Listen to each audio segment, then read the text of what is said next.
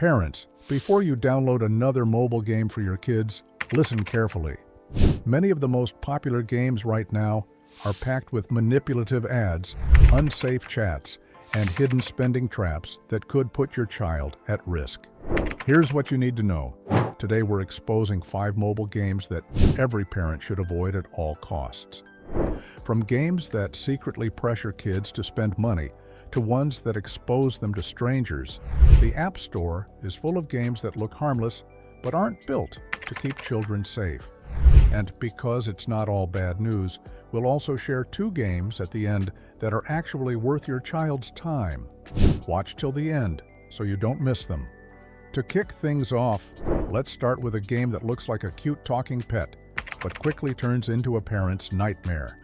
Number 1. Talking Angela. At first sight, Talking Angela seems kind of adorable. It's part of the very well-known Talking Tom series. Kids talk to the animated cat, and she repeats their words in a funny voice. On the surface, it's cute, silly, and interactive. But parents have long sounded alarms about this game, and for good reason. The problem isn't just the gameplay, it's the way the app collects data. Angela's character asks kids personal questions, their name, age, and even where they live. For a child, it feels like fun, harmless chatting with a cartoon. But for parents, it's a nightmare. A children's game should never ask for personal details. Even if the company insists it's safe, the very idea of encouraging kids to give away private information normalizes dangerous habits. You don't want your children to tell absolute strangers their personal information, do you? Experts warn that when children get used to sharing personal data with friendly characters, they may become more vulnerable to online predators later in life. Then there are the ads. Kids innocently tap the screen, and suddenly, full-screen pop-ups appear for unrelated apps or purchases. Some of these ads are aggressive, with bright, flashing colors that push children to click without thinking. This leads to accidental downloads, surprise bills, and exposure to content that was never meant for young eyes. According to a 2022 Consumer Reports study, ad-heavy kids' apps can trick children into spending money or install unwanted programs that carry malware. Imagine your child downloading something onto your phone that gives away your information, all because they thought it was part of the game. And the effects go way beyond just money. Psychologists warn that games like Talking Angela can fuel unhealthy screen time behaviors. Kids feel compelled to keep chatting with Angela, afraid their friend will be lonely without them. And that is extremely dangerous for your kid. This kind of attachment can blur the line between real and virtual relationships, especially if they're under 8. Extended exposure has been linked to sleep disruption, irritability, and even language delays when kids spend more time talking to a screen than to real people. Back in February, a mother noticed her 7-year-old daughter spending hours in her room, whispering to Angela.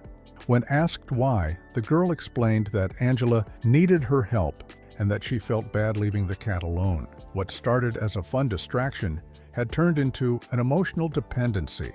Though the family deleted the app, it sadly wasn't before it had already affected the child's social behavior. Here's the thing: parents, toys, and games should make children laugh, not make them vulnerable. Talking Angela may look like a safe, friendly animal, but it opens doors you don't want, opened through data risks, manipulative ads, and unhealthy emotional bonds. And if you think one talking cat can be problematic, the next game proves that even the most innocent-looking puzzles can lead kids into a world of frustration and hidden spending. Number 2. Candy Crush Saga. It's hard to believe that Candy Crush Saga could be harmful after all. It's one of the most downloaded games in the world. Adults play it, grandparents play it. So what's the issue when kids play it too? Well, the danger lies in its design. The bright candies, the cheerful music, the satisfying pops, it's all designed to hook players into hours of endless swiping. But here's the trap they set. The game's progression is intentionally frustrating. Levels get harder, You run out of moves, and suddenly a message pops up. Buy extra lives. For parents, it isn't very pleasant. But for your kids, it's manipulative. They see it as nothing but the only way to keep having fun. Parents across the U.S. have reported kids spending shocking amounts, sometimes hundreds, even thousands of dollars, by unknowingly spamming the buy lives or unlock level icons. Apple and Google have refunded families, but the emotional toll remains. Imagine discovering your child just spent your rent money on some digital candy they can't even eat. The science behind this is chilling.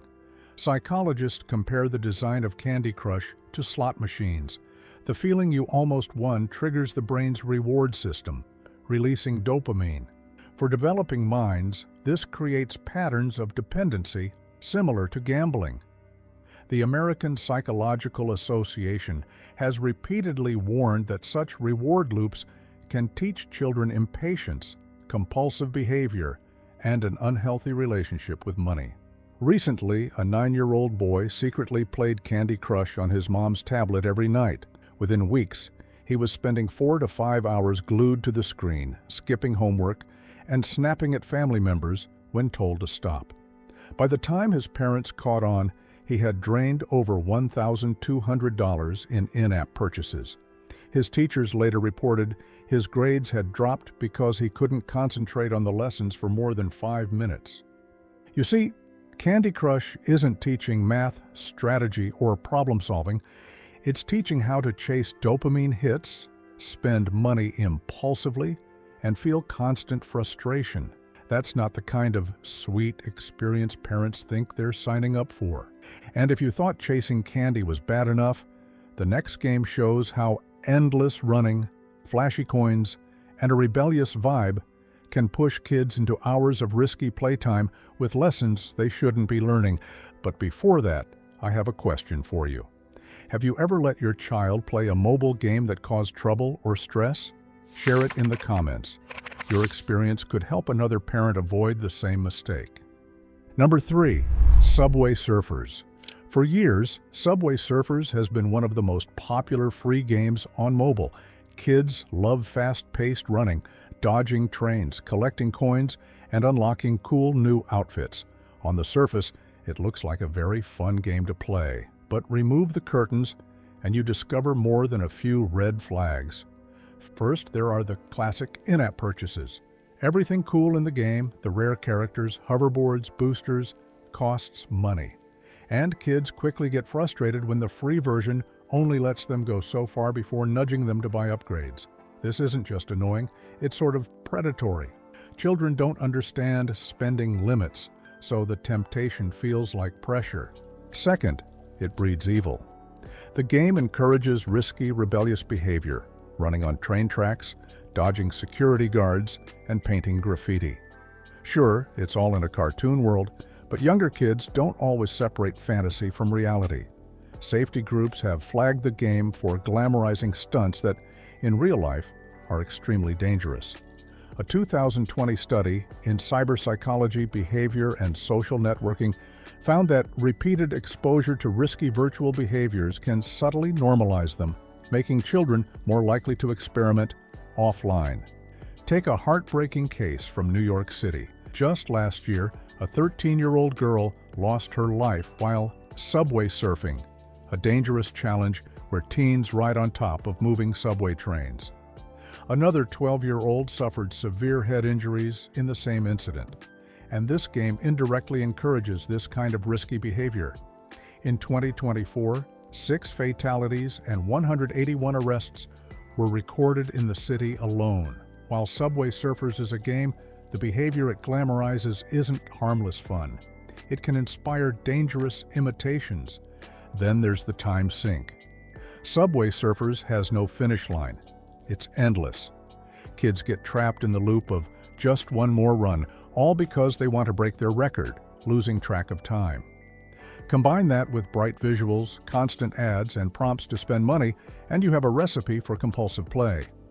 Researchers at Stanford University call this the infinite scroll effect, warning that endless games fuel screen addiction faster than level-based ones. An 11-year-old boy became so obsessed with beating his high score in Subway Surfers that he started staying up until 3 a.m. every night. His parents noticed his grades slipping and his interest in outdoor play vanishing. By the time they deleted the app, he had developed a dependency pattern, sneaking his mom's phone just to get one more run. What parents thought was a harmless running game turned out to be an endless cycle of unhealthy habits. Subway Surfer is a questionable influence. But let's dive into the next game that claims to teach kids responsibility, but instead traps them in a toxic cycle. Number 4, Pooh. Remember Tamagotchis from the 90s, that little alien you had to raise? Pooh is basically the modern mobile version. Kids adopt a strange, potato-shaped alien, feed it, clean it, and play mini-games to keep it happy. And on the surface, it looks educational. After all, it looks like it teaches children responsibility, but the reality is far less wholesome. The game has been criticized for 2 main reasons: unhealthy ads and addictive gameplay. Pooh shows children endless ads, bright banners, full-screen interruptions, and sudden pop-ups that lead directly to app stores or purchase pages. Most kids can't tell the difference between a game and an ad. These interruptions are traps for them. Studies in the Pediatrics Journal have shown that children under 8 struggle to distinguish advertising from entertainment, making them especially vulnerable to manipulation. Then there's the emotional damage. Pooh constantly needs attention. If you don't feed or clean it, it looks sad, sick, or even upset with you. For a young child, this creates guilt. Instead of learning real responsibility, kids are tricked into unhealthy attachment loops, feeling bad for neglecting a cartoon potato. Psychologists warn that these digital guilt cycles can fuel anxiety and compulsive behaviors. And while the graphics look simple, the mechanics aren't innocent. Most food, clothes, and energy boosts can all cost real money, tempting kids to spend. Parents download Pooh thinking it's free, but soon discover their child begging for coins or accidentally making purchases to help Pooh feel better. Take one case from Florida. A 6-year-old girl became obsessed with Pooh. She refused to let the app get sick, checking it every 20 minutes, even during school. One night, she stayed awake until 2 a.m. crying because she thought Pooh would die if she didn't feed it. Honestly, when I heard about this, it shocked me to my core.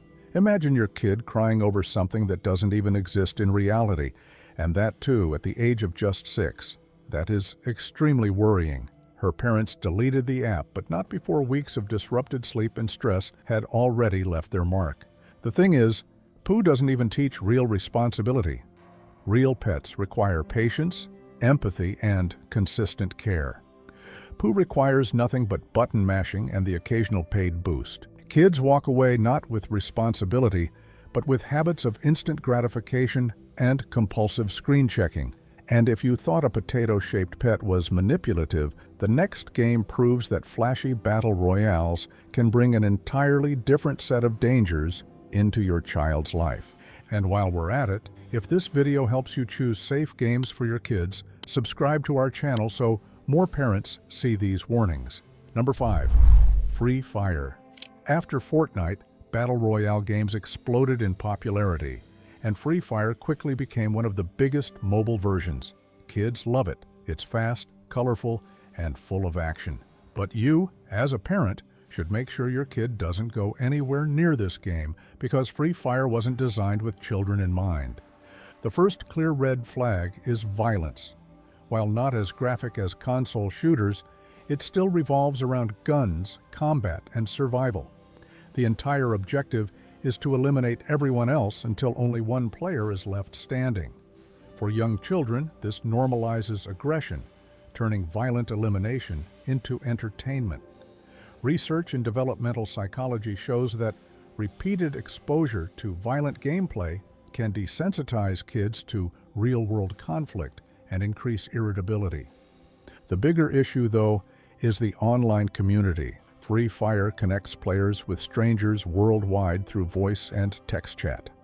That means kids can be exposed to bullying, toxic language, or even predatory grooming. Reports from multiple countries have flagged the game as unsafe for minors, with law enforcement agencies warning parents about predators targeting children through in-game chat. Tragically, the dangers aren't just theoretical. In India, a 17-year-old boy addicted to Free Fire jumped from the third floor of his residential building. The day before, he had even asked his mother about the consequences of falling from a height.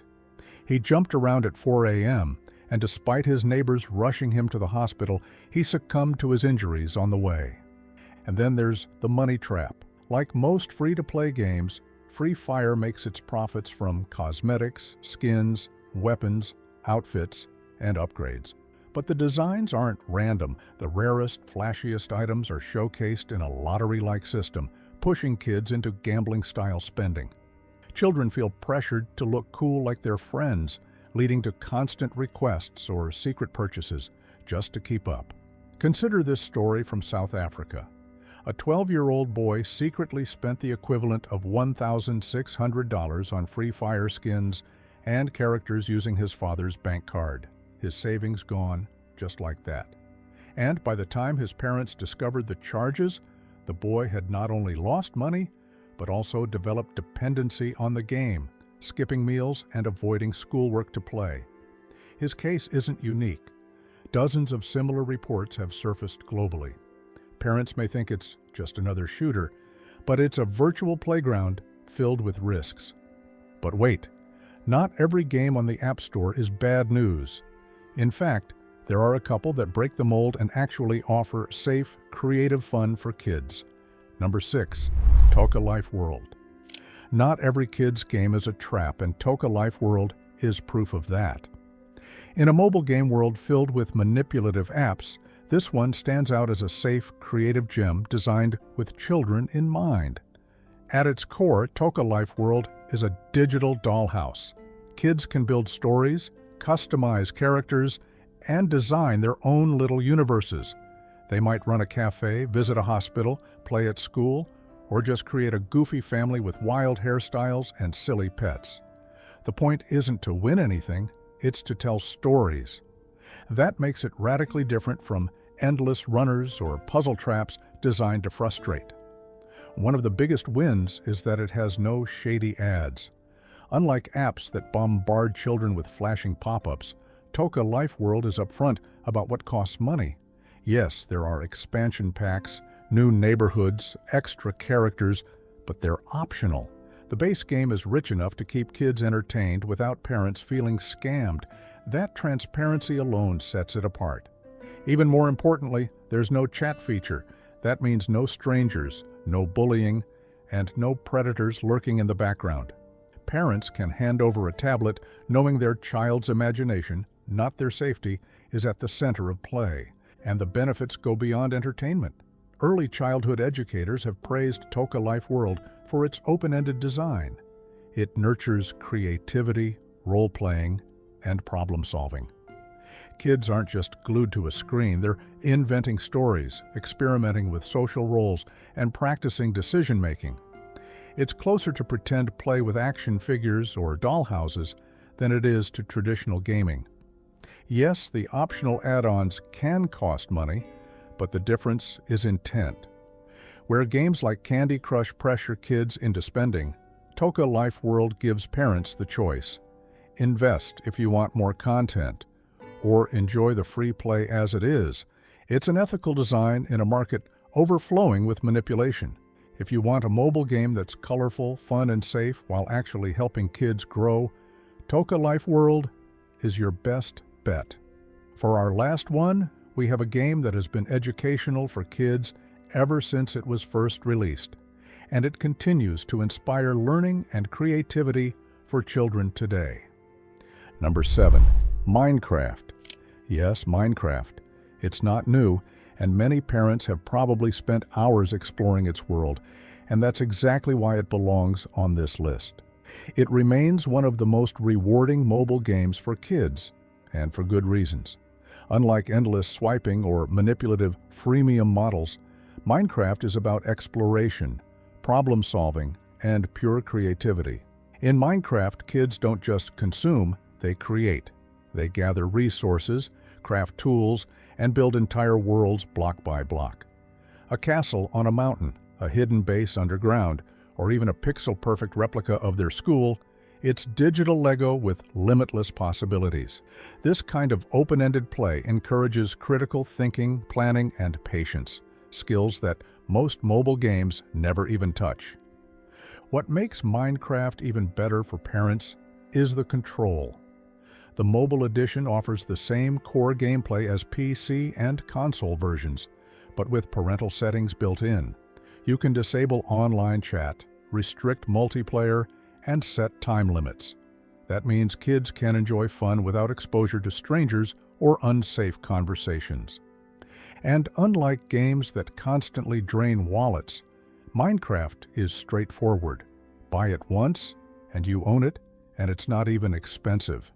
Updates keep the game fresh, but there are no manipulative pop-ups every 5 minutes pressuring kids to spend. For families tired of free apps turning into money pits, Minecraft is a huge relief. The benefits aren't just experiential. Educational researchers have embraced Minecraft as a tool for learning. Some schools even use it to teach teamwork and architecture.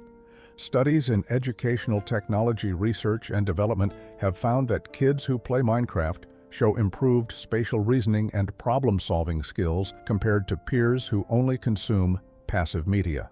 And let's not forget the social side. When played with friends in safe, parent-monitored settings, Minecraft fosters collaboration rather than competition.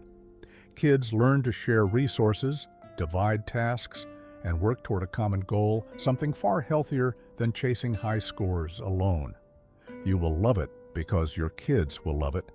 It adds value, not anxiety. It's proof that not all mobile games are toxic traps. Some, like Minecraft, can spark imagination, build confidence, and give children tools to grow. Not every game is good for your kid, but not every game is a trap either. Choose wisely and let play spark creativity, not stress. By selecting games like Minecraft and Toca Life World, you can protect your child while still allowing them to have fun.